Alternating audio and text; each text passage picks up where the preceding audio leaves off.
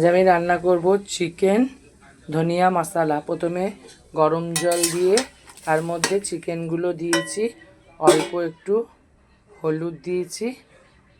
এবার সামান্য একটুখানি আদা রসুন পেস্ট দেবো, 1 চামচের মতো। দেখুন 1 চামচের মতন আদা রসুন পেস্ট দেবো। দিয়ে এবার আমি মাংসটাকে একটুখানি ভালো করে সেদ্ধ করে নেব। সামান্য আর একটু নুন দিয়ে দেবো। দিয়ে ভালো করে আমি চিকেনটাকে ভালো করে সেদ্ধ করে নেব। দেখুন চিকেনটা সেদ্ধ হয়ে গেছে।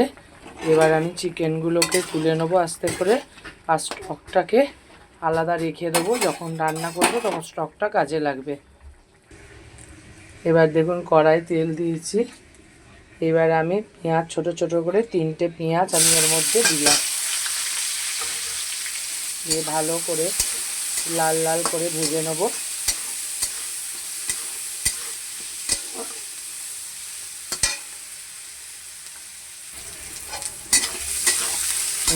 পেঁয়াজটা আর একটু লাল করে ভাজবো।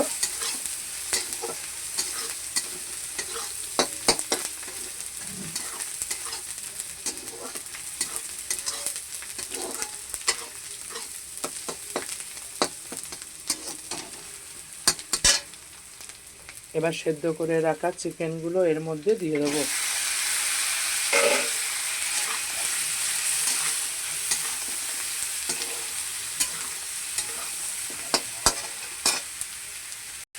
এবার দেখুন আমি একটা মশলা করে রেখেছিলাম কড়ার মধ্যে তেল দিয়ে।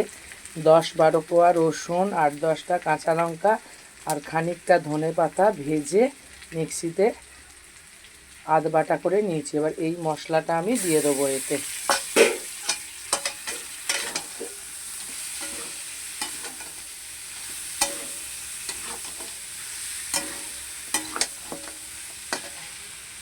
সামান্য একটু হলুদ দেবো।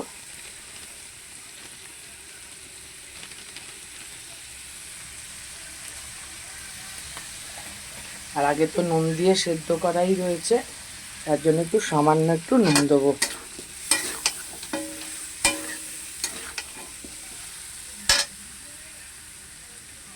এবার আমি এর মধ্যে চিকেন স্টকটা দিয়ে দেবো আর কিছু টমেটো দিয়ে দেবো।